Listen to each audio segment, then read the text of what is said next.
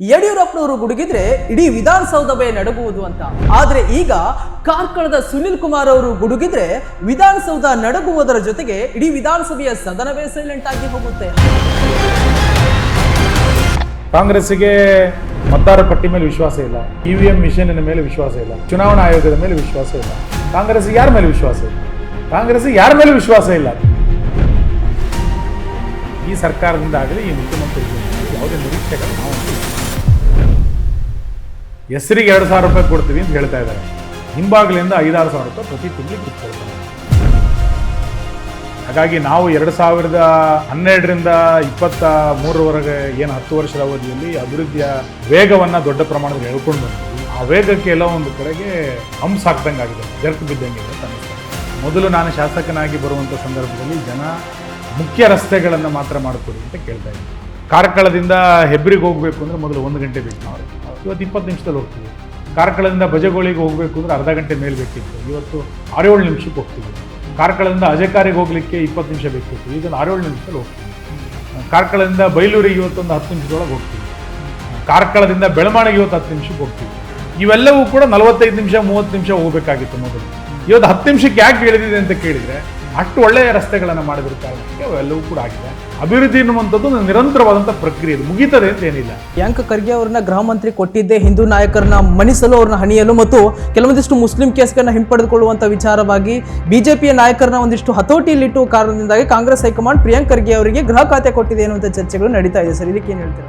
100 ಪ್ರಿಯಾಂಕ ಖರ್ಗೆಗಳನ್ನು ನಾವು ನೋಡಿದ್ದೇವೆ, ನಮ್ಮ ಕಾಲದಲ್ಲೇ ನೋಡಿದ್ದೇವೆ. ಇನ್ನು ಮುಂದೆ 100 ಪ್ರಿಯಾಂಕ ಖರ್ಗೆ ಬಂದರೂ ಕೂಡ ನಾವೇನು ತಲೆ ಕೆಡಿಸ್ತೀವಿ?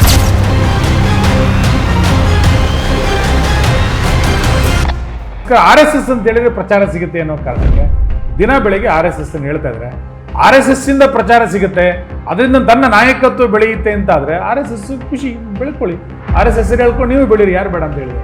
ಅದಕ್ಕೆ ಬೈಲೂರು ಭಾಗದ ಬೆಟ್ಟದಲ್ಲಿ ಒಂದು ಸ್ವರ್ಗದ ಬಾಗಿಲನ್ನು ತೆರೆದಿದ್ರಿ ಸರ್. ಆದರೆ ನಾನಾ ಕಾರಣಗಳಿಂದ ರಾಜಕೀಯ ಷಡ್ಯಂತ್ರದಿಂದ ಇದು ಅಲ್ಲಿಗೆ ನಿಂತಿದೆ. ಯಾವಾಗ ಅದಕ್ಕೆ ಒಂದು ಮುಕ್ತಿ ಸಿಗೋದು, ಮತ್ತೆ ಪರಶುರಾಮನ ವೈಭವ ಯಾವಾಗ ಎತ್ತಿ ಹಿಡಿಯೋದು? ಪರಶುರಾಮ ಥೀಮ್ ಪಾರ್ಕ್ ಬಿಜೆಪಿಗೆ ಚುನಾವಣೆ ವಸ್ತು ಅಲ್ಲ. ಪರಶುರಾಮ ಥೀಮ್ ಪಾರ್ಕ್ ಬಿಜೆಪಿಗೆ ಪ್ರವಾಸೋದ್ಯಮ, ಕಾಂಗ್ರೆಸ್ಸಿಗೆ ಅದು ಚುನಾವಣೆ ವಸ್ತು ಆಗಿರ್ಬೋದು, ನಮಗೇನಲ್ಲ. ಮತ್ತೆ ಇಷ್ಟೆಲ್ಲ ಆರೋಪ ಮಾಡೋದಂತ ಮುಗಿಸಿದ್ದು ನಾವೇ ಹೇಳ್ತಾ ಇದ್ದಿಲ್ಲ, ಯಾಕೆ ನೀವು ಅದಕ್ಕೆ ಕೈ ಹಾಕ್ತಿಲ್ಲ? ಮತ್ತೆ ಅದರ ಹೋರಾಟ ಸಮಿತಿಯ ಯಾರು ಅಂತ ಕೇಳಿದ್ರೆ ಕಾಂಗ್ರೆಸ್ನವರೇ, ಕೋರ್ಟಿಗೆ ಹೋದವರು ಯಾರು ಅಂತ ಕೇಳಿದ್ರೆ ಕಾಂಗ್ರೆಸ್ನವರೇ, ಅನುದಾನ ತಡೆ ಹಿಡಿದವರು ಯಾರು ಅಂತ ಕೇಳಿದ್ರೆ ಕಾಂಗ್ರೆಸ್.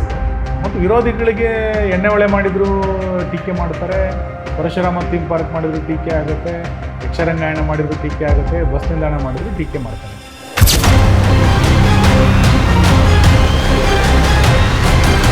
ಯಡಿಯೂರಪ್ಪ ಅಭಿಮಾನೋತ್ಸವ ಆದ್ಮೇಲೆ ನಿತಿನ್ ನಬೀನ್ ಅವರು ರಾಜ್ಯಕ್ಕೆ ಬಂದು ಹೋದ್ಮೇಲೆ ಎಲ್ಲೋ ಬಿಜೆಪಿಯಲ್ಲಿ ಸರಿ ಹೋಯ್ತು ಎನ್ನುವಂತರ ಹಂತಕ್ಕೆ ಬರುವಾಗ ಈ ಅಡ್ಡ ಮತದಾನ ಎನ್ನುವಂಥದ್ದು, ಬಿಜೆಪಿ ನಾಯಕರೇ ದಿನ ಬೆಳಗಾದ್ರೆ ಮಾಧ್ಯಮದ ಮುಂದೆ ಹೇಳಿಕೆ ಕೊಡುವಂಥದ್ದು, ಎಲ್ಲೋ ಒಂದ್ ಕಡೆ ಪಕ್ಷಕ್ಕೆ ಮುಜುಗರ ಆಗ್ತಾ ಇದೆ ಅನ್ಸುತ್ತೆ. ಯಾವುದೇ ಪ್ರತಿಫಲಾಪೇಕ್ಷೆಯನ್ನು ಇಟ್ಕೊಳ್ಳದಲ್ಲೇ ಕೆಲಸ ಮಾಡ್ತಾ ಇರುವಂಥ ಕಾರ್ಯಕರ್ತರಿಗೆ, ಹಿತೈಷಿಗಳಿಗೆ ದೊಡ್ಡ ಪ್ರಮಾಣದಲ್ಲಿ ನಿರಾಶೆ ಆಗಿದೆ ಮತ್ತು ಎಲ್ಲರೂ ಕೂಡ ಬೇಸರ ಮಾಡ್ಕೊಂಡಿದ್ದಾರೆ. ಇಂಥವ್ರನ್ನ ಪಕ್ಷ ಯಾವುದೇ ಕಾರಣಕ್ಕೂ ಸಹಿಸಿಕೊಳ್ಳೋದಿಲ್ಲ. ಮತ್ತು ಇದನ್ನು ರಾಷ್ಟ್ರೀಯ ನಾಯಕತ್ವ ಕೂಡ ಹೇಳಿದೆ, ರಾಜ್ಯ ನಾಯಕತ್ವ ಕೂಡ ಹೇಳಿದೆ. ನವೆಂಬರ್ಗೇನೋ ರಾಜ್ಯಾಧ್ಯಕ್ಷರು ಬದಲಾಗ್ತಾರೆ. ಪಾರ್ಟಿ ಆಂತರಿಕ ವಿಚಾರವನ್ನು ಮೀಡಿಯಾ ಮುಂದೆ ಚರ್ಚೆ ಮಾಡೋದು.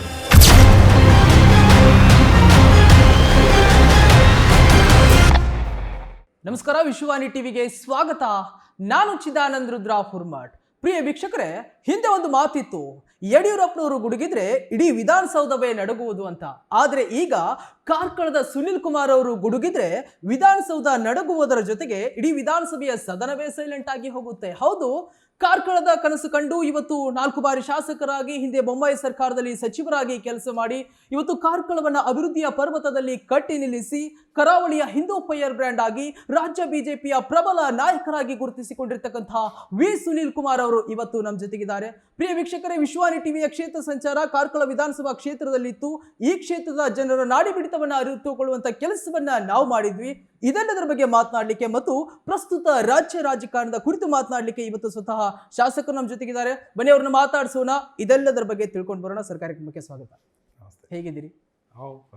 ತುಂಬಾ ಓಡಾಟ ಆಗಿಬಿಟ್ಟಿದೆ ಆ ಕಡೆ ಈ ಕಡೆ ಅಂತ ಸರ್. ಎಸ್ ಸರ್, ಅನೇಕ ವಿಷಯಗಳ ಕುರಿತು ಚರ್ಚೆ ಮಾಡೋದಿದೆ ಸರ್. ಅದಕ್ಕಿಂತಲೂ ಮುಂಚಿತವಾಗಿ ನಾನು ಕ್ಷೇತ್ರದ ಅಭಿವೃದ್ಧಿ ವಿಚಾರಕ್ಕೆ ಒಂದಿಷ್ಟು ಪ್ರಶ್ನೆಗಳನ್ನ ಕೇಳಿ ನಂತರದ ರಾಜ್ಯ ರಾಜಕಾರಣದ ಕೇಳ್ತೇನೆ. ಸೊ 3 ವರ್ಷದ ಅವಧಿಯಲ್ಲಿ, ಅಂದರೆ ಈ ವರ್ಷದ್ದು, ಹಿಂದೆ 3 ಬಾರಿ ಶಾಸಕರಾದಂಥ ಸಂದರ್ಭದಲ್ಲಿನ ಕೆಲಸಕ್ಕೂ ಈ ಬಾರಿಯ ಶಾಸಕರಾದಂಥ ಕೆಲಸಕ್ಕೂ ಏನು ವ್ಯತ್ಯಾಸ ಅನಿಸುತ್ತೆ ಸರ್? 3 ಬಾರಿಯ ಶಾಸಕರಾಗಿ ನಾವೇನು ಕೆಲಸ ಮಾಡಿದ್ವಿ, ಓಕೆ, ಈ ವರ್ಷ ಈ 3 ವರ್ಷದ ಅವಧಿಯಲ್ಲಿ ಅದರ ವೇಗ ಭಾಳ ದೊಡ್ಡ ಪ್ರಮಾಣದಲ್ಲಿ ಕಡಿಮೆ ಆಗಿದೆ ಅಂತ ಅನ್ನಿಸ್ತಾ ಇದೆ.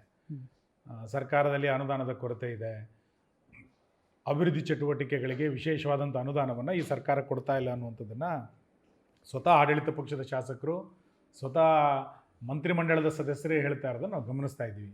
ಹಾಗಾಗಿ ನಾವು 2012ರಿಂದ 2023ವರೆಗೆ ಏನು 10 ವರ್ಷದ ಅವಧಿಯಲ್ಲಿ ಅಭಿವೃದ್ಧಿಯ ವೇಗವನ್ನು ದೊಡ್ಡ ಪ್ರಮಾಣದಲ್ಲಿ ಎಳ್ಕೊಂಡು ಬಂದಿದ್ವಿ. ಆ ವೇಗಕ್ಕೆ ಎಲ್ಲ ಒಂದು ಕಡೆಗೆ ಒಂದು ಹಂಪ್ಸ್ ಹಾಕ್ದಂಗೆ ಆಗಿದೆ, ಜರ್ಕ್ ಬಿದ್ದಂಗಿದೆ ಅಂತ ಅನ್ನಿಸ್ತಾ ಇದೆ. ಈ 3 ವರ್ಷದಲ್ಲಿ ನಾವು ನಿರೀಕ್ಷೆ ಮಾಡಿದಷ್ಟು ಅನುದಾನಗಳು ಬರಲಿಲ್ಲ. ನಾವೇನೋ ಹೊಸ ಹೊಸ ಕನಸುಗಳನ್ನು ಇಟ್ಟುಕೊಂಡು ಸರ್ಕಾರದ ಹತ್ರ, ಮಂತ್ರಿಮಂಡಲ ಹತ್ರ ಹೋದರೂ ಕೂಡ ಅವರು ಕೂಡ ನಿರಾಶೆಯಾದಂಥ ಉತ್ತರವನ್ನು ಕೊಡ್ತಾ ಇದ್ದಾರೆ. ಆ ಹಿನ್ನೆಲೆಯಲ್ಲಿ ಇವತ್ತು ಎಲ್ಲ ಕಡೆಗಳಲ್ಲಿ ಚರ್ಚೆ ಗೊತ್ತೇ ಇದೆ. BJP ಶಾಸಕರಿಗೆ ಎಷ್ಟು ಅನುದಾನವನ್ನು ಕೊಡ್ತಾ ಇದ್ದಾರೆ, ಕಾಂಗ್ರೆಸ್ ಶಾಸಕರಿಗೆ ಎಷ್ಟು ಅನುದಾನವನ್ನು ಕೊಡ್ತಾ ಇದ್ದಾರೆ ಅಂತ. ಕಾಂಗ್ರೆಸ್ ಶಾಸಕರಿಗೂ ಭಾಳ ಅನುದಾನ ಏನು ಸಿಕ್ಕಿಲ್ಲ. ಕಾಂಗ್ರೆಸ್ ಶಾಸಕರಿಗೆ ಸಿಕ್ಕಂಥ 50% ಕಡಿಮೆ ಅನುದಾನವನ್ನು BJP ಶಾಸಕರಿಗೆ ಕೊಟ್ಟಿದ್ದಾರೆ. ಆದರೂ ನನಗಿರುವಂಥ ವೈಯಕ್ತಿಕ ಪರಿಚಯ, ವೈಯಕ್ತಿಕ ಸಂಪರ್ಕ, ಇದರ ಆಧಾರದಲ್ಲಿ ಒಂದಿಷ್ಟು ಅನುದಾನವನ್ನು ತರುವಂಥ ಪ್ರಯತ್ನವನ್ನು ಮಾಡಿದ್ದೇವೆ. ಇದರಲ್ಲಿ ನಂಗೆ ತೃಪ್ತಿ ಇಲ್ಲ, ಇನ್ನಷ್ಟು ಆಗಬೇಕು ಅನ್ನುವಂಥ ನಿರೀಕ್ಷೆಗಳನ್ನು ಇಟ್ಕೊಂಡಿದ್ದೇನೆ. ಸರ್, ನಿಮ್ಮ ಕ್ಷೇತ್ರದಲ್ಲಿ ಓಡಾಟ ಮಾಡಿದಾಗ ಅನೇಕ ಅಭಿವೃದ್ಧಿಯ ಲಿಸ್ಟನ್ನು ಜನ ತೆರೆದಿಟ್ಟರು. ಆದರೆ ನಾನು ಒಂದೆರಡನ್ನು ಮಾತ್ರ ಪ್ರಸ್ತಾಪ ಮಾಡ್ತೇನೆ ಸರ್. ಅದರಲ್ಲೂ ಬಹುಮುಖ್ಯವಾಗಿ ಎಣ್ಣೆಹೊಳಿ ಏತ ನೀರಾವರಿ ಯೋಜನೆ ಅಂತ ಹೇಳಿ ವಿರೋಧಿಗಳಲ್ಲಿ ಫುಟ್ಬಾಲ್ ಆಡಿದ್ರು ಎನ್ನುವಂಥ ಮಾತುಗಳನ್ನು ಕೂಡ ಸ್ವತಃ ಜನರೇ ಹೇಳಿದ್ದು.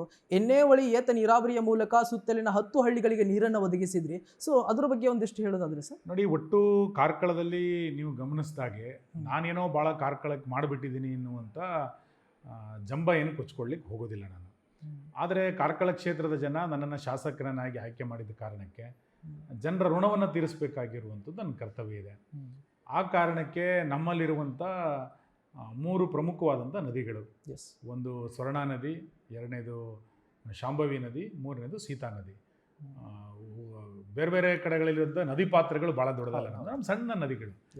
ಇದನ್ನು ನೀರಿಂಗಿಸಬೇಕು ಅನ್ನುವ ಕಾರಣಕ್ಕೋಸ್ಕರ ಸರಣಿ ರೂಪದಲ್ಲಿ 3 ನದಿಗಳಿಗೆ ಸರಣಿ ರೂಪದಲ್ಲಿ ಅಣೆಕಟ್ಟುಗಳನ್ನ ಕಟ್ಟಿದ್ದೇವೆ. ಸುಮಾರು 250ಕ್ಕೂ ಹೆಚ್ಚು ಕಿಂಡಿ ಅಣೆಕಟ್ಟುಗಳನ್ನು ಕಟ್ಟಿದ್ದೇವೆ. ಅದರಲ್ಲಿ ದೊಡ್ಡ ಪ್ರಾಜೆಕ್ಟು ಎಣ್ಣೆಹೊಳೆ. ಅದು ಲಿಫ್ಟ್ ಇರಿಗೇಷನ್ ಪ್ರಾಜೆಕ್ಟ್. ಸುಮಾರು 1,500 ಎಕರೆಗಳಿಗೆ ನೀರನ್ನು ಉಣಿಸುವಂಥ ಒಂದು ಯೋಜನೆಯನ್ನು ಮಾಡಿದ್ದೇವೆ. ವಿರೋಧಿಗಳು ಎಲ್ಲದನ್ನೂ ವಿರೋಧ ಮಾಡ್ತಾರೆ, ಏನು ಮಾಡಲಿಕ್ಕಾಗಲ್ಲ. ಆದರೆ ಆ ಪರಿಸರದ ಜನರನ್ನು ನೀವು ವೈಯಕ್ತಿಕ ಹೋಗಿ ಕರೆದು ಮಾತಾಡಿದರೆ ಅದರಿಂದ ಎಷ್ಟು ನೀರಿನ ಪ್ರಮಾಣದ ಕಾರಣಕ್ಕೆ ಕೃಷಿ ಚಟುವಟಿಕೆಗಳ ಅನುಕೂಲ ಆಗಿದೆ ಅನ್ನೋದನ್ನು ಸ್ಥಳೀಯರನ್ನ ಕೇಳಿದಾಗ ನಿಮಗೆ ಗೊತ್ತಾಗುತ್ತೆ. ಮತ್ತು ವಿರೋಧಿಗಳಿಗೆ ಎಣ್ಣೆಹೊಳೆ ಮಾಡಿದರೂ ಟೀಕೆ ಮಾಡ್ತಾರೆ, ಪರಶುರಾಮ ಥೀಮ್ ಪಾರ್ಕ್ ಮಾಡಿದರೂ ಟೀಕೆ ಆಗುತ್ತೆ, ಯಕ್ಷರಂಗಾಯಣ ಮಾಡಿದರೂ ಟೀಕೆ ಆಗುತ್ತೆ, ಬಸ್ ನಿಲ್ದಾಣ ಮಾಡಿದರೂ ಟೀಕೆ ಮಾಡ್ತಾರೆ.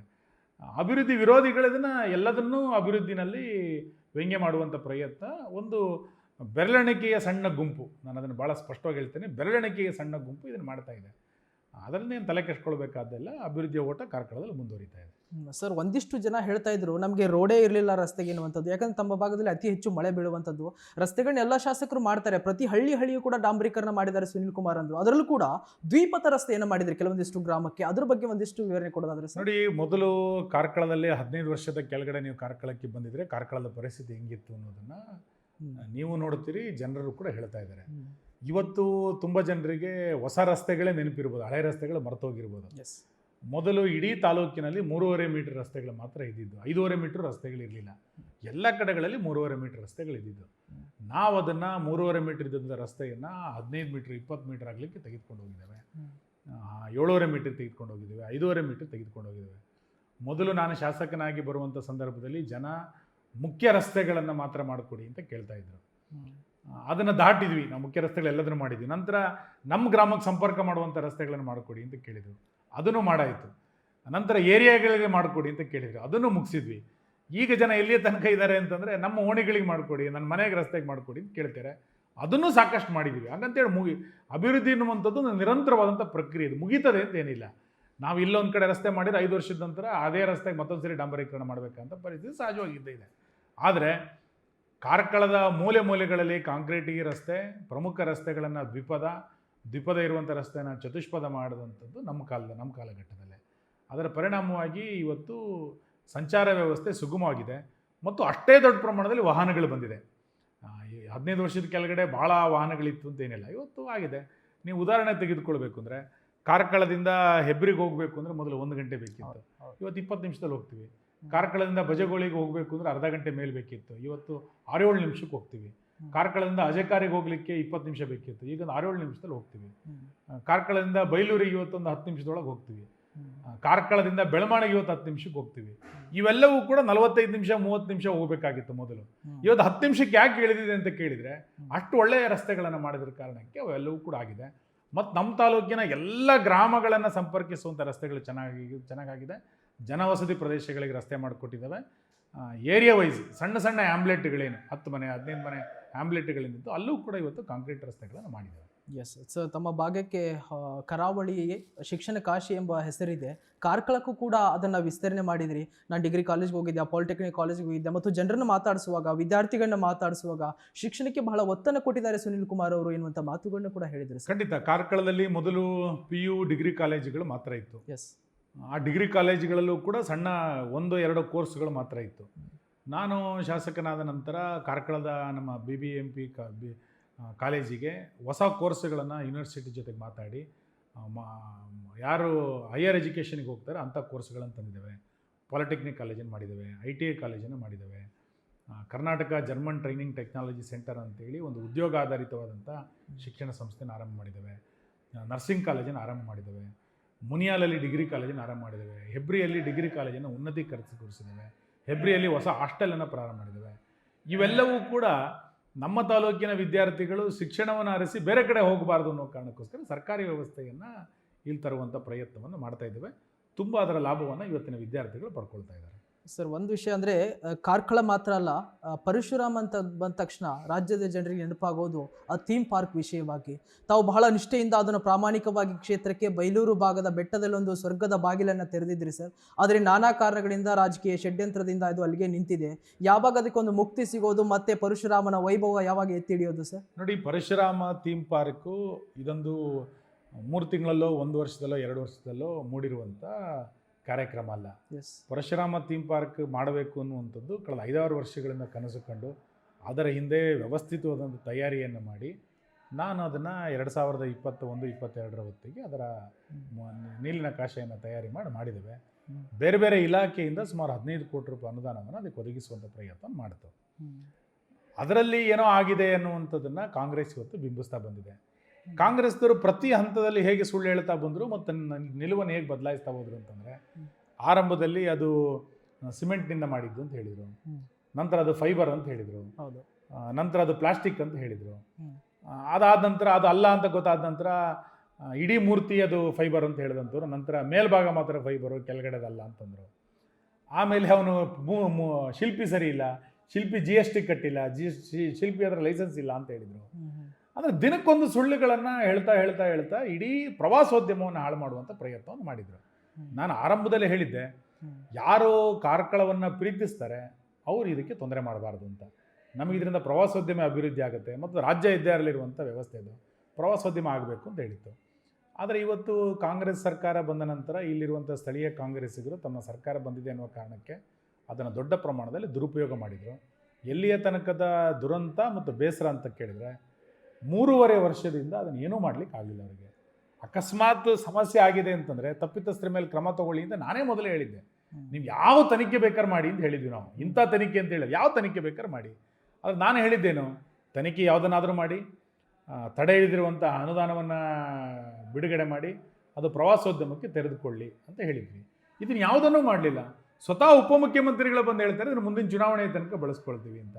ನಾನು ಅದಕ್ಕೆ 10 ಸಭೆಗಳಲ್ಲಿ ಹೇಳಿದ್ದೇವೆ, ಪರಶುರಾಮ ಥೀಮ್ ಪಾರ್ಕ್ BJPಗೆ ಚುನಾವಣೆ ವಸ್ತು ಅಲ್ಲ. ಪರಶುರಾಮ ಥೀಮ್ ಪಾರ್ಕ್ BJPಗೆ ಪ್ರವಾಸೋದ್ಯಮ. ಕಾಂಗ್ರೆಸ್ಸಿಗೆ ಅದು ಚುನಾವಣೆ ವಸ್ತು ಆಗಿರ್ಬೋದು, ನಮಗೇನಲ್ಲ. ಮತ್ತು ಇಷ್ಟೆಲ್ಲ ಆರೋಪ ಮಾಡಿದಂಥವ್ರನ್ನ ಮುಗಿಸಿ ಅಂತ ನಾವೇ ಹೇಳ್ತಾ ಇದ್ದಲ್ಲ, ಯಾಕೆ ನೀವು ಅದಕ್ಕೆ ಕೈ ಹಾಕ್ತಿಲ್ಲ? ಮತ್ತು ಅದರ ಹೋರಾಟ ಸಮಿತಿಯ ಯಾರು ಅಂತ ಕೇಳಿದ್ರೆ ಕಾಂಗ್ರೆಸ್ನವರೇ, ಕೋರ್ಟಿಗೆ ಹೋದವ್ರು ಯಾರು ಅಂತ ಕೇಳಿದ್ರೆ ಕಾಂಗ್ರೆಸ್ನವರೇ, ಅನುದಾನ ತಡೆ ಹಿಡಿದವ್ರು ಯಾರು ಅಂತ ಕೇಳಿದ್ರೆ ಕಾಂಗ್ರೆಸ್ಸಿಗರೇ. ಹಾಗಾಗಿ ಇಡೀ ಇವತ್ತು ವ್ಯವಸ್ಥೆ ಹಾಳಾಗಲಿಕ್ಕೆ ನೇರವಾಗಿ ಇಲ್ಲಿರುವಂಥ ಪರಾಜಿತ ಅಭ್ಯರ್ಥಿ ಮತ್ತು ಕಾಂಗ್ರೆಸ್ಸೇ ಇದಕ್ಕೆ ಕಾರಣ. ಇದರ ಸಂಪೂರ್ಣವಾದಂಥ ಹೊಣೆಯನ್ನು ಅವರೇ ಹೊರಬೇಕು. ಮತ್ತು ನಾನಂತೂ ಹಿಂದೆನೂ ಹೇಳಿದ್ದೆ, ಸರ್ಕಾರದ ಹತ್ರ ಹಣ ಇಲ್ಲ ಅಂದರೆ ಹೇಳಿ, ನಾವು ಭಿಕ್ಷೆ ಬೇಡ ಆದರೂ ಕೂಡ ಇದನ್ನು ಪೂರ್ತಿಗೊಳಿಸ್ತೀವಿ ಅಂತ ಹೇಳಿದ್ವಿ. ನಾನು DC ಅವರಿಗೆ 3-4 ಪತ್ರ ಬರೆದಿದ್ದೇನೆ, ಅಲ್ಲಿ ಕಾರ್ಯಕ್ರಮ ಮಾಡಲಿಕ್ಕೆ ಅನುವು ಮಾಡಿಕೊಡಿ, ನೀವು ಅದನ್ನು ಪೂರ್ಣಗೊಳಿಸಿ, ದುಡ್ಡಿಲ್ಲ ಅಂದರೆ ನಾವು ದುಡ್ಡು ಕೊಡ್ತೀವಿ ಅಂತ ಹೇಳಿದ್ದೇವೆ. ಸರ್ಕಾರ ಎಲ್ಲೋ ಒಂದು ಕಡೆ ಒತ್ತಡಕ್ಕೆ ಸಿಗಾಕೊಂಡಿದೆ ಅಂತ ಅನ್ನಿಸ್ತಾ ಇದೆ, ಯಾವುದನ್ನು ಕೂಡ ಮಾಡ್ತಾ ಇಲ್ಲ. ಸಣ್ಣ ಪುಟ್ಟ ತಾಂತ್ರಿಕ ತೊಂದರೆಗಳಿದ್ದರೆ ಅದನ್ನು ಥರ್ಡ್ ಪಾರ್ಟಿ ಇನ್ಸ್ಪೆಕ್ಷನ್ ಮಾಡಿ ಅಂತ ಹೇಳಿದ್ವಿ. ಯಾರು ಬೇಡ ಅಂತ ಹೇಳಿದ್ದಾರೆ? ಆದರೆ ಸುನಿಲ್ ಕುಮಾರ್ ಮಾಡಿದಂಥ ಯೋಜನೆ ಸುನಿಲ್ ಕುಮಾರ್ ಹೆಸರು ಬರಬಾರ್ದು ಅನ್ನುವ ಕಾರಣಕ್ಕೋಸ್ಕರನೇ ವಿರೋಧ ಮಾಡೋದಾದರೆ ಇದಕ್ಕೆ ನನ್ನ ಹತ್ರ ಔಷಧಿ ಇಲ್ಲ. ನನ್ನ ಸಣ್ಣ ಪುಟ್ಟ ವ್ಯವಸ್ಥೆಗಳು ಸರಿ ಇಲ್ಲ ಅಂದರೆ ಅದನ್ನು ಸರಿ ಮಾಡ್ಬೋದು. ಸುನಿಲ್ ಕುಮಾರ್ ಹೆಸರು ಬರಬಾರ್ದು ಅನ್ನೋ ಕಾರಣಕ್ಕೆ ಟೀಕೆಗಳನ್ನು ಮಾಡಿದರೆ ಇದಕ್ಕೆ ನನ್ನ ಹತ್ರ ಆನ್ಸರ್ ಇಲ್ಲ. ಮತ್ತು ನನ್ನಿಂದ ಭಾಳ ದೊಡ್ಡ ಪ್ರಮಾಣದಲ್ಲಿ ಅಭಿವೃದ್ಧಿಯನ್ನು ಬೆಂಬಲಿಸುವಂಥ ಜನ ಇದ್ದಾರೆ. ಆ ಜನ ಇರುವ ತನಕ ಇನ್ನಷ್ಟು ಹೊಸ ಯೋಜನೆಗಳನ್ನು ಕಾರ್ಕಳಕ್ಕೆ ತರ್ತಾನೆ, ನಾನು ಮಾಡ್ತೇನೆ. ತಮ್ಮ ಡ್ರೀಮ್ ಪ್ರಾಜೆಕ್ಟ್ ಯಾವುದು ಸರ್, ಮತ್ತು ಮುಂದಿನ 2 ವರ್ಷಗಳ ಕಾಲ ಏನು ನೀಲನಕ್ಷೆಯನ್ನು ಹಾಕಿಕೊಂಡು ಕೂತೀರಿ ಅಂತ? ನೋಡಿ, ನಾನು ಕಾರ್ಕಳದಲ್ಲಿ ಮೊದಲು ಏನೋ ಪ್ರವಾಸೋದ್ಯಮ ದೃಷ್ಟಿಯಿಂದ ವಿಪುಲವಾದಂಥ ಅವಕಾಶಗಳು ಯಾವುದೂ ಇರಲಿಲ್ಲ. ಹಾಗಂತೇಳಿ ಪ್ರವಾಸೋದ್ಯಮ ಕ್ಷೇತ್ರ ಅಲ್ವಾ ಅಂತ ಕೇಳಿದ್ರೆ ಗೊಮ್ಮಟೇಶ್ವರ ಇರುವಂಥ ಕ್ಷೇತ್ರ, ಪಡು ತಿರುಪತಿ ವೆಂಕಟರಮಣ ಇರುವಂಥ ಕ್ಷೇತ್ರ, ಹತ್ತೂರಿನ ಚರ್ಚ್ ಇರುವಂಥ ಕ್ಷೇತ್ರ, ಈ ಎಲ್ಲ ಕ್ಷೇತ್ರಗಳ ಅಭಿವೃದ್ಧಿಯಾಗಿ ಜನ ಸುಖದಿಂದ ಇರಬೇಕು ಅನ್ನುವ ಕಾರಣಕ್ಕೋಸ್ಕರನೇ ಸ್ವರ್ಣ ಕಾರ್ಕಳದ ಪರಿಕಲ್ಪನೆಯನ್ನು ನಾನು ಕೊಟ್ಟಿದ್ದು. ಸ್ವರ್ಣ ಕಾರ್ಕಳ ಅಂದ ತಕ್ಷಣ ಅದು ಸುನಿಲ್ ಕುಮಾರ್ ಮಾಡಬೇಕು ಅಂತಲ್ಲ, ಇಡೀ ಜನ ಎಲ್ಲರೂ ಕೂಡ ಸೇರ್ಕೊಂಡು ಮಾಡಬೇಕು ಅಂತ. ನಿಮಗೆ ಆಶ್ಚರ್ಯ ಆಗ್ಬೋದು, ನಾವು ಪ್ರತಿ ಗಾಂಧಿ ಜಯಂತಿ ಅಕ್ಟೋಬರ್ 2ನೇ ತಾರೀಕು ಸ್ವರ್ಣ ಕಾರ್ಕಳ ಸ್ವಚ್ಛ ಕಾರ್ಕಳದ ಪರಿಕಲ್ಪನೆಯಂತೆ ಎಲ್ಲ ನಾಗರಿಕರು ಸ್ವಚ್ಛತೆಯಲ್ಲಿ ಪಾಲ್ಗೊಳ್ಬೇಕು ಅಂತಂದಾಗ 10-20 ಸಾವಿರ ಜನ ರಸ್ತೆಗೆ ಬರ್ತಾರೆ. 2 ಗಂಟೆ 3 ಗಂಟೆಗಳ ಕಾಲ ತಮ್ಮ ಮನೆ ಆವರಣವನ್ನು ಸ್ವಚ್ಛ ಮಾಡ್ತಾರೆ. ಇದಕ್ಕೇನು ಅರ್ಥ ಆಗಲ್ಲ, ಇದು ಸುನಿಲ್ ಕುಮಾರ್ ಮಾಡಿರೋ ಕೆಲಸ ಅಲ್ಲ. ಜನ ಇಡೀ ತಾಲೂಕಿನ ಎಲ್ಲ ಯುವಕ ಸಂಘಗಳು, ಸ್ವಸಹಾಯ ಸಂಘಗಳು ಸ್ವಚ್ಛತೆಯಲ್ಲಿ ಪಾಲ್ಗೊಳ್ತಾರೆ. ಕಾಂಗ್ರೆಸ್ಸಿಗರು ಮಾತ್ರ ಬರಲ್ಲ, ಉಳಿದವರೆಲ್ಲರೂ ಸ್ವಚ್ಛತೆಯಲ್ಲಿ ಭಾಗವಹಿಸ್ತಾರೆ. ಅಂದರೆ ಸ್ವರ್ಣ ಕಾರ್ಕಳದ ಪರಿಕಲ್ಪನೆಯನ್ನು ಕೊಟ್ಟಿದ್ದ ಕಾರಣಕ್ಕೆ ಇಡೀ ಜನ ಅದರಲ್ಲಿ ದೊಡ್ಡ ಪ್ರಮಾಣದಲ್ಲಿ ತಮ್ಮನ್ನು ತಾವು ತೊಡಗಿಸ್ಕೊಂಡ್ರು. ಕಾರ್ಕಳ ಚೆನ್ನಾಗಾಗಬೇಕು ಅಂತ ಜನನೇ ಬಯಸ್ಲಿಕ್ಕೆ ಪ್ರಾರಂಭ ಮಾಡಿದರು. ಇದೊಂದು ಇದ್ಯಾವುದೋ 2020 ಮುಗಿಯುತ್ತೆ, 25ಕ್ಕೆ ಮುಗಿಯುತ್ತೆ, 30ಕ್ಕೆ ಮುಗಿಯುತ್ತೆ ಅಂತಲ್ಲ, ಇದೊಂದು ನಿರಂತರವಾದಂಥ ಪ್ರಕ್ರಿಯೆ. ಚೆನ್ನಾಗಾಗಬೇಕು ಅಂತ ಪರಿಸರ ಉತ್ಸವ ಅಂತ ಮಾಡಿದ್ವಿ. ನಮ್ಮೂರಿನ ಪ್ರಾಡಕ್ಟ್ಗಳು ಬ್ರ್ಯಾಂಡ್ ಆಗಬೇಕು ಅನ್ನುವ ಕಾರಣಕ್ಕೆ ಕಾರ್ಕಳ ಕಜೆಯನ್ನು ಬ್ರ್ಯಾಂಡ್ ಮಾಡಿದ್ವಿ, ಕಾರ್ಕಳದ ಬಿಳಿ ಬೆಂಡೆಯನ್ನು ಬ್ರ್ಯಾಂಡ್ ಮಾಡಿದ್ವಿ. ಇದರಿಂದ ನನಗೆ ಲಾಭ ಇದೆ ಅಂತಲ್ಲ, ಕಾರ್ಕಳದ ಕೀರ್ತಿ ಜಾಸ್ತಿ ಆಗಬೇಕು ಅನ್ನುವಂಥ ಪ್ರಯತ್ನಗಳನ್ನು ಇದರಲ್ಲಿ ಮಾಡಿದ್ದು.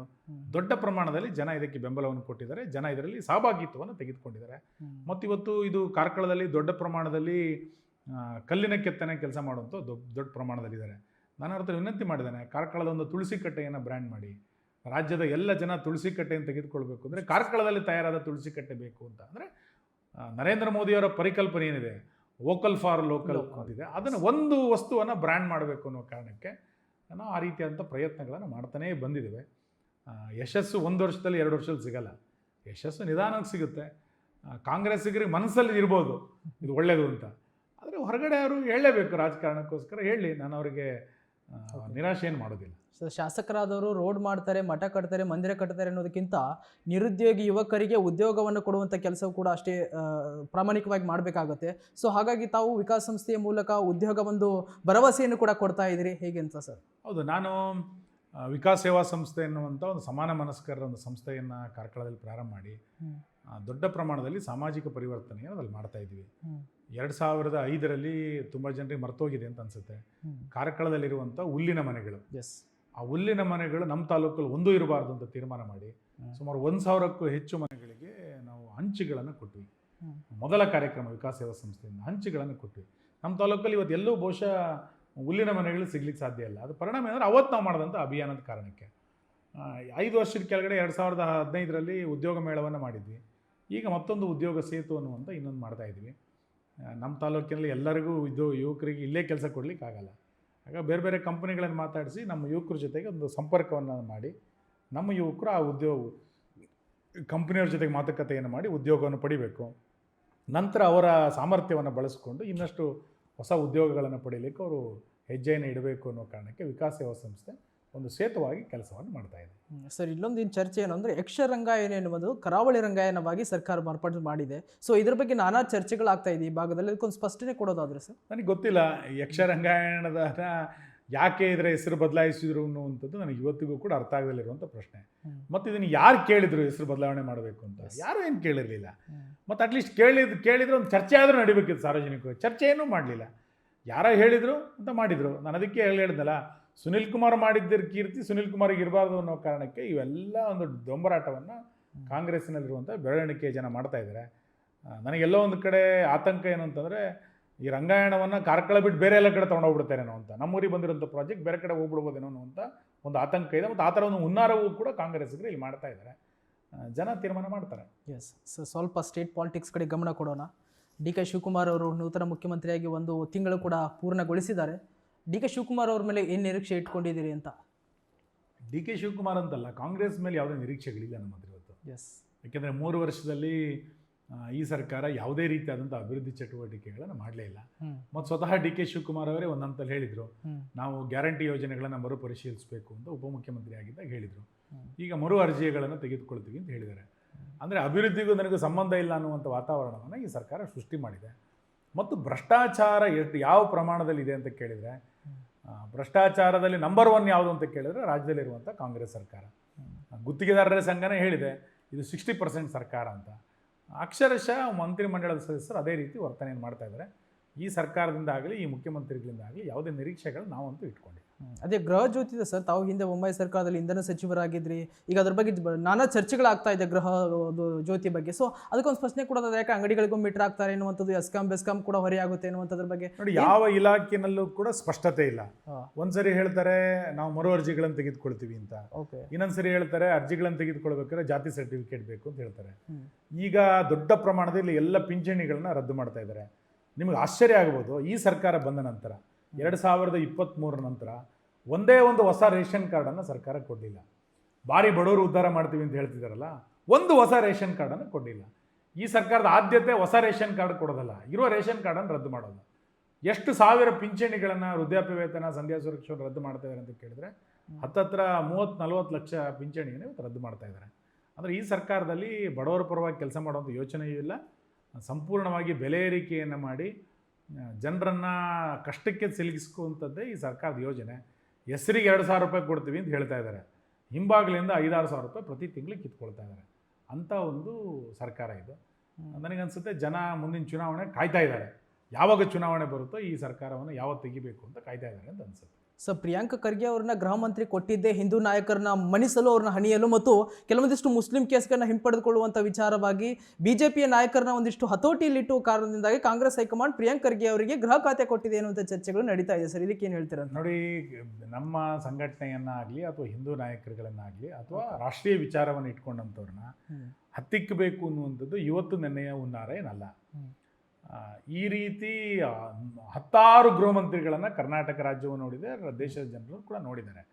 ಪ್ರಿಯಾಂಕ ಖರ್ಗೆ ಅನ್ನುವಂಥ ಒಬ್ಬ ವ್ಯಕ್ತಿಯಿಂದ ಹಿಂದೂ ಸಂಘಟನೆಗಳನ್ನು ಹತ್ತಿಕ್ಕಲಿಕ್ಕೆ ಆಗುತ್ತೆ ಅಂತ ಏನಿಲ್ಲ. ಮತ್ತು ಹಿಂದೂ ಸಂಘಟನೆ ಹತ್ತಿಕ್ಕುವಂಥ ಕೆಲಸ ಹಿಂದೂ ಸಂಘಟನೆಗಳು ಏನು ಮಾಡಿದೆ? ನಾವು ದೇಶದ ಪರವಾಗಿ ಕೆಲಸ ಮಾಡ್ತಾ ಇದ್ದೀವಿ, ರಾಷ್ಟ್ರೀಯತೆಯ ಪರವಾಗಿ ಕೆಲಸ ಮಾಡ್ತಾ ಇದ್ದೀವಿ.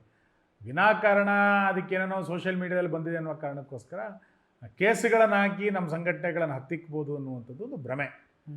ಇಂಥ 100 ಪ್ರಿಯಾಂಕ ಖರ್ಗೆಗಳನ್ನು ನಾವು ನೋಡಿದ್ದೇವೆ, ನಮ್ಮ ಕಾಲದಲ್ಲೇ ನೋಡಿದ್ದೇವೆ. ಇನ್ನು ಮುಂದೆ 100 ಪ್ರಿಯಾಂಕ ಖರ್ಗೆ ಬಂದರೂ ಕೂಡ ನಾವೇನು ತಲೆ ಕೆಡಿಸ್ಕೊಳ್ಳೋಂತ ಬೆಳಗಾದ್ರೆ ಬಂದು ಮಾಧ್ಯಮದ ಮುಂದೆ ಅರ್ಪಟಿಸ್ತಾರೆ ಸರ್. RSS ನೋಂದಣಿ ಬಗ್ಗೆ ಮಾತಾಡ್ತಾರೆ, RSS ಸಂಘಟನೆ ಬಗ್ಗೆ ಮಾತಾಡ್ತಾರೆ, ರಿಜಿಸ್ಟ್ರೇಷನ್ ಬಗ್ಗೆ ಮಾತಾಡ್ತಾರೆ. ಏನಾಗಿದೆ ಅಂತ ಕೇಳಿದರೆ, ತಮ್ಮ ಸರ್ಕಾರದ ಯಾವುದೇ ಕಾರ್ಯಕ್ರಮಗಳನ್ನು ಹೇಳಲಿಕ್ಕೆ ಅವರದ್ದು ಯಾವ ಕಾರ್ಯಕ್ರಮಗಳು ಕೂಡ ಇಲ್ಲ. ಮತ್ತು ತಮ್ಮ ಸರ್ಕಾರದ ಯಾವ್ದಾದ್ರು ಯೋಜನೆಗಳನ್ನ ಹೇಳಿದ್ರೆ ಅದಕ್ಕೆ ಪ್ರಚಾರ ಸಿಗಲ್ಲ ಅಂತ ಗೊತ್ತಿದೆ ಅವರಿಗೆ. ಆ ಕಾರಣಕ್ಕೋಸ್ಕರ RSS ಅಂತ ಹೇಳಿದ್ರೆ ಪ್ರಚಾರ ಸಿಗುತ್ತೆ ಅನ್ನೋ ಕಾರಣಕ್ಕೆ ದಿನ ಬೆಳಗ್ಗೆ RSS ಅನ್ನು ಹೇಳ್ತಾ ಇದ್ದಾರೆ.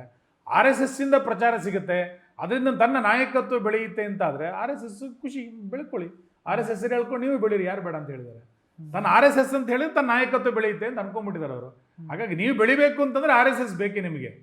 ಹಾಗೆ ನೀವು RSS ಹೆಸರನ್ನು ಬಳಕೆ ಮಾಡ್ಕೊಳ್ಳಿ, ಯಾರು ಬೇಡ ಅಂತ ಹೇಳಿದ್ದಾರೆ. ಜಿಲ್ಲೆಯಲ್ಲಿ ಹೇಗಿದೆ ಸರ್ ಪಕ್ಷ ಸಂಘಟನೆ ಎಲ್ಲ? ಚೆನ್ನಾಗಿದೆ. 28 ಚುನಾವಣೆನ ಎದುರಿಸ್ತಾ ಇದ್ದೀವಿ. 100% ಬಹುಮತ ಬರಬೇಕು ಅನ್ನುವಂಥ ನಿರೀಕ್ಷೆಯನ್ನು ಇಟ್ಕೊಂಡಿದ್ದೇವೆ. ಕರಾವಳಿ ಜಿಲ್ಲೆಗಳಲ್ಲಿ ಈ ಹಿಂದೆ ಯಾವ ರೀತಿಯಾದಂಥ ಒಳ್ಳೆಯ ಫಲಿತಾಂಶವನ್ನು ಜನ ಕೊಟ್ಟಿದ್ರು, ಅದೇ ಫಲಿತಾಂಶ BJPಗೆ ಮತ್ತೊಮ್ಮೆ ಜನ ಕೊಡ್ತಾರೆ ಅನ್ನುವಂಥ ವಿಶ್ವಾಸ ಇದೆ. ಸರ್, ನವೆಂಬರ್ಗೇನೋ ರಾಜ್ಯಾಧ್ಯಕ್ಷರು ಬದಲಾಗ್ತಾರೆ, ಸುನಿಲ್ ಕುಮಾರ್ ಅವ್ರಿಗೆ ಒಲಿಯುತ್ತೆ, ಮತ್ತೊಬ್ಬರಿಗೆ ಒಲಿಯುವಂತೆ ಚರ್ಚೆಯನ್ನು ಕೂಡ ನಡೀತಾ ಇದೆ. ಸರ್, ಏನಾದರೂ ಆ ಲಿಸ್ಟಲ್ಲಿ ಇದ್ದೀರಾ ತಾವು ಕೂಡ? ನಮ್ಮ ಪಾರ್ಟಿಯ ಆಂತರಿಕ ವಿಚಾರ ಇದು. ಪಾರ್ಟಿ ಯಾವ ತೀರ್ಮಾನವನ್ನು ತೆಗೆದುಕೊಳ್ಳುತ್ತೋ ಆ ತೀರ್ಮಾನಕ್ಕೆ ನನ್ನನ್ನು ಸೇರಿಸಿದಂತೆ ಎಲ್ಲರೂ ಬದ್ಧರೆ. ಆಗ ಪಾರ್ಟಿ ಆಂತರಿಕ ವಿಚಾರವನ್ನು ಮೀಡಿಯಾ ಮುಂದೆ ಚರ್ಚೆ ಮಾಡೋದು ಒಳ್ಳೆಯದು.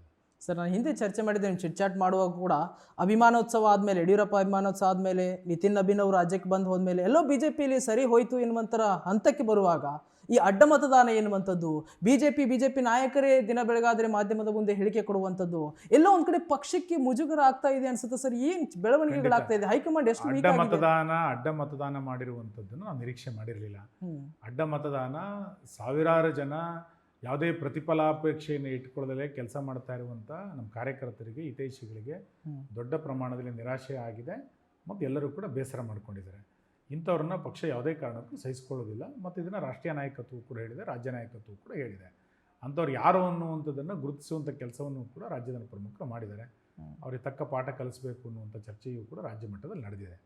ಎರಡನೇದು, ಪಕ್ಷದ ಆಂತರಿಕ ವಿಷಯವನ್ನು ಬಹಿರಂಗವಾಗಿ ಮಾತಾಡಬಾರ್ದು ಅನ್ನುವಂಥದ್ದು ನಾವೇ ಮಾಡಿಕೊಂಡಿರುವಂಥ ಒಂದು ಸ್ವಯಂ ಅನುಶಾಸನ. ಇದನ್ನು ಮೀರಿ ಕೆಲವರು ಮಾತಾಡ್ತಾ ಇದ್ದಾರೆ, ಇದರಿಂದ ಪಾರ್ಟಿಗೆ ಧಕ್ಕೆ ಆಗುತ್ತೆ ಅನ್ನುವಂಥದ್ದು ಗೊತ್ತಿದೆ. ನಾನು ವಿನಂತಿ ಮಾಡ್ತೇನೆ, ಕೆಲವು ವಿಷಯಗಳನ್ನು 4 ಗೋಡೆಗಳ ಮಧ್ಯೆ ಮಾತಾಡಬೇಕು, ಕೆಲವು ವಿಷಯವನ್ನು ಬಹಿರಂಗವಾಗಿ ಮಾತಾಡಬೇಕು. ಯಾವುದನ್ನು ಎಲ್ಲಿ ಮಾತಾಡಬೇಕು ಅನ್ನುವಂಥದ್ದು ಮಾತಾಡುವಂಥವ್ರಿಗೆ ಸಾಮಾನ್ಯ ಜ್ಞಾನ ಇರಬೇಕು. ಆಗ ಪಾರ್ಟಿ ಇರಿಸು ಮುರುಸು ಮಾಡುವಂಥ, ಕಾರ್ಯಕರ್ತರ ಮನಸ್ಸಿಗೆ ಬೇಸರವನ್ನು ಮೂಡಿಸುವಂಥ ರೀತಿಯಲ್ಲಿ ನಮ್ಮ ನಾಯಕರ ವರ್ತನೆಗಳಿರಬಾರ್ದು ಅನ್ನುವಂಥದ್ದು ಕಾರ್ಯಕರ್ತರ ಭಾವನೆ ಏನಿದೆ, ಆ ಭಾವನೆಗೆ ನಂದು ಕೂಡ ಸ್ಪಂದನೆ ಇದೆ. SIR ಪ್ರಕ್ರಿಯೆ ಎಲ್ಲಿಗೆ ಬಂತು ಸರ್? ಮತ್ತು ಈಗ ಮಠ ಮಂದಿರಗಳಲ್ಲಿ ಮಸೀದಿಗಳಲ್ಲಿ ಹೋಗಿ ಕರ್ಕೊಂಡು ಕೂಡಾಕೊಂಡು BLOಗಳನ್ನ ನೇಮಕ ಮಾಡಿ ಇವತ್ತು SIR ನಡೆಸ್ತಾ ಇದ್ದಾರೆ. ಕಾಂಗ್ರೆಸ್ ಇದರಲ್ಲಿ ದ್ವಂದ್ವ ಇದೆ. ಒಂದು ಕಡೆ SIR ಮಾಡಲೇಬಾರ್ದು ಅಂತ ವಿರೋಧವನ್ನು ವ್ಯಕ್ತ ಮಾಡ್ತಾರೆ. ಎರಡನೇದು ಹೇಳ್ತಾರೆ ಸರ್ಕಾರವೇ SIRನಲ್ಲಿ ಪಾಲ್ಗೊಳ್ಳುತ್ತೆ ಅಂತ ಹೇಳ್ತಿದ್ದಾರೆ. ಕಾಂಗ್ರೆಸ್ಸು ಈ ರೀತಿ ಯಾರು ಮತದಾರರ ಪಟ್ಟಿಯನ್ನು ದೋಷಪೂರಿತ ಮಾಡಿಯೇ ಇಷ್ಟು ವರ್ಷ ದೇಶದಲ್ಲಿ ಆಳ್ವಿಕೆಯನ್ನು ಕಾಂಗ್ರೆಸ್ ಮಾಡಿದ್ದು. ಚುನಾವಣಾ ಆಯೋಗ ಮತದಾರರ ಪಟ್ಟಿಯನ್ನು ಶುದ್ಧೀಕರಣ ಮಾಡ್ತೀವಿ ಅಂತಂದಾಗ ಕಾಂಗ್ರೆಸ್ ಯಾಕೆ ವಿರೋಧ ಮಾಡುತ್ತೆ? ಕಾಂಗ್ರೆಸ್ಸಿಗೆ ಮತದಾರರ ಪಟ್ಟಿ ಮೇಲೆ ವಿಶ್ವಾಸ ಇಲ್ಲ, ಕಾಂಗ್ರೆಸ್ಸಿಗೆ EVM ಮಿಷನಿನ ಮೇಲೆ ವಿಶ್ವಾಸ ಇಲ್ಲ, ಕಾಂಗ್ರೆಸ್ಸಿಗೆ ಚುನಾವಣಾ ಆಯೋಗದ ಮೇಲೆ ವಿಶ್ವಾಸ ಇಲ್ಲ. ಕಾಂಗ್ರೆಸ್ಸಿಗೆ ಯಾರ ಮೇಲೆ ವಿಶ್ವಾಸ ಇದೆ? ಕಾಂಗ್ರೆಸ್ಸಿಗೆ ಯಾರ ಮೇಲೆ ವಿಶ್ವಾಸ ಇಲ್ಲ, ತನ್ನ ಮೇಲೆ ವಿಶ್ವಾಸ ಇಲ್ಲ. ಆ ಕಾರಣಕ್ಕೆ ಸೋಲು ಈ ರೀತಿ ವಿಶ್ವಾಸವನ್ನು ಕಳೆದುಕೊಳ್ಳುತ್ತೆ. ಆ ಕಾರಣಕ್ಕೆ SIRನ ವಿರೋಧ ಮಾಡ್ತಾ ಇದ್ದಾರೆ. SIRನಲ್ಲಿ ದುರುಪಯೋಗವನ್ನು ಮಾಡ್ತಾ ಇದ್ದಾರೆ. ಸರ್ಕಾರ ಇದೆ ಅನ್ನೋ ಕಾರಣಕ್ಕೂ ದುರುಪಯೋಗ ನಡೀತಾ ಇದೆ. ಇದನ್ನು ಖಂಡಿತ ಚುನಾವಣಾ ಆಯೋಗ ಗಮನಿಸ್ತದೆ. ನಾವು ಈಗಾಗಲೇ ಚುನಾವಣಾ ಆಯೋಗ ದೂರನ್ನು ಕೊಟ್ಟಿದ್ದೇವೆ. Yes sir, thank you sir, thank you so much. ಇಷ್ಟೊತ್ತು ವಿಶ್ವಾನಿಂದ ಟಿವಿಯೊಂದಿಗೆ ಮಾತನಾಡಿದ್ದಕ್ಕಾಗಿ. ಎಸ್ ವೀಕ್ಷಕರೇ, ಇದಿಷ್ಟು ಕಾರ್ಕಳ ಶಾಸಕರಾಗಿರುವಂತಹ ವಿ ಸುನೀಲ್ ಕುಮಾರ್ ಅವರ ಮಾತುಗಳು. ಮತ್ತೊಂದಿಷ್ಟು ವೈವಿಧ್ಯಮಯ ಸುದ್ದಿಗಳಿಗಾಗಿ ನೋಡ್ತಾ ಇರಿ ವಿಶ್ವಾನಿ ಟಿವಿ. ನಮಸ್ಕಾರ.